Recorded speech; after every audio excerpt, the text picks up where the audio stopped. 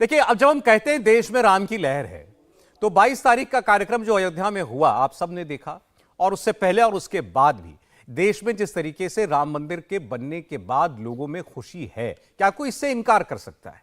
अब उसके बाद जुड़ा हुआ दूसरा राजनीतिक सवाल यह जरूर है कि देश का जो ये माहौल है, इसका फायदा किसको पहुंचेगा? तो उस मंच पर कौन लोग मौजूद थे जब रामलला की प्राण प्रतिष्ठा के बाद प्रधानमंत्री नरेंद्र मोदी ने अपना संबोधन किया?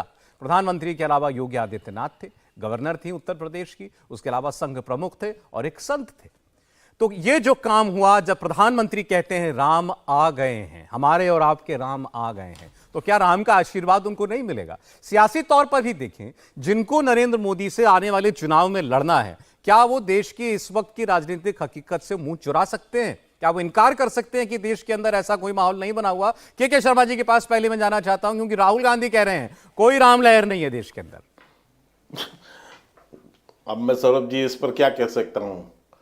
आपने वो 22 तारीख का वो सुबह से लेके और रात तक का दृश्य अपने सारे चैनलों को दिखाया, अपने चैनल के माध्यम से सारे देश को दिखाया, और आप ही नहीं तमाम चैनलों ने दिखाया है।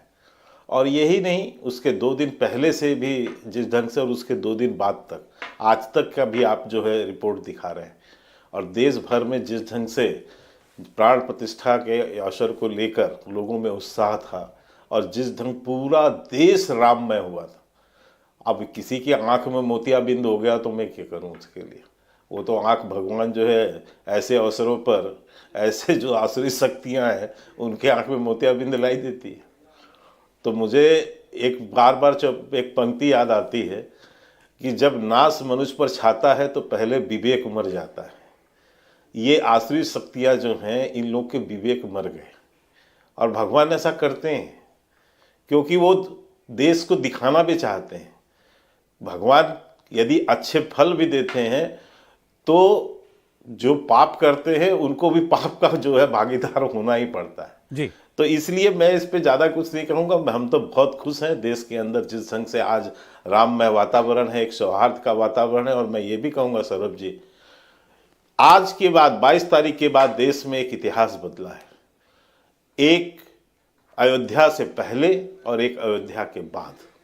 अब इतिहास की रचना यहाँ से होगी, एक नए इतिहास का जो है उस दिन सूत्रपात हुआ है जी। Pre Ayodhya, past Ayodhya. और अभी मैं जिस आप उद्धव जी की बात कह रहे थे, तो देखिए यदि विवेक होता तो ये शब्द नहीं होते, लेकिन विवेक कहीं खो गया है ना, विवेक मर गया है। ठीक है, इसलिए वो इस तरह की बातें कर रहे हैं। वीरप्पा मोइली जो बातें कर रहे हैं, ये तो वैज्ञानिक तथ्य हैं कि 11 क्या, यहाँ तो जैन समाज के अंदर आप देखिए लोग 31 दिन 51 दिन का पालना रखते हैं। लेकिन क्या है कि किसी तरह क्रिटिसाइज करना।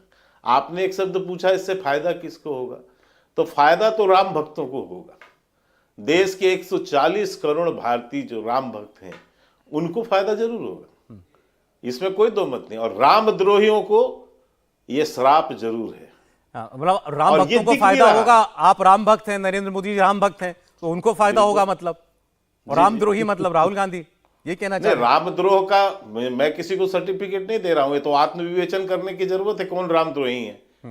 जो निमंत्रण को ठुकरा दे, जो प्रतिदिन इतने प्रतिष्ठित कार्यक्रम, इतने ऐतिहासिक कार्यक्रम पर भी जो है नूक निक्स निकालते हो, रोज प्रश्न खड़ा करते हो, रोज हिंदुओं की भावनाओं पर चोट करते हो।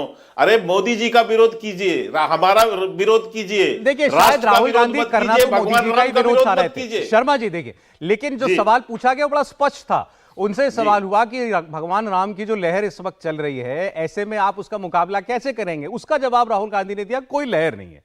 राहुल गांधी अगर ये कहते हैं कि भाई मोदी की कोई लहर नहीं है देश के अंदर, तो समझ में आता है वो अपने विरोधी के लिए ऐसा क्यों कहेंगे कि उनका कोई बहुत बड़ा प्रभाव चल रहा है। लेकिन सवाल था राम की लहर का, जिससे इनकार किया राहुल गांधी ने। हमारे साथ बंसल जी और बादल देवनाथ जी जुड़ गए। नहीं, मैं यही तो सौरभ जी कह रहा हूं जी। यदि वो मोदी लहर कहते तो मैं भी मानता कि चलो वो विपक्षी हैं, लेकिन क्या भारत में राम लहर नहीं चलेगा?